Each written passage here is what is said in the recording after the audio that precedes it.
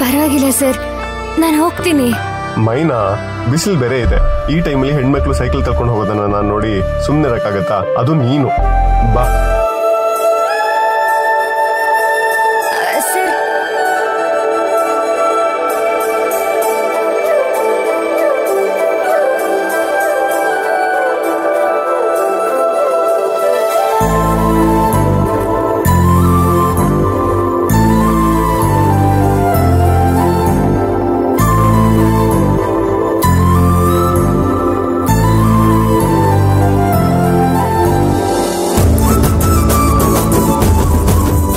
ಅಯ್ಯೋ, ಕೂತ್ಕೋ ಆರಾಮಾಗಿ.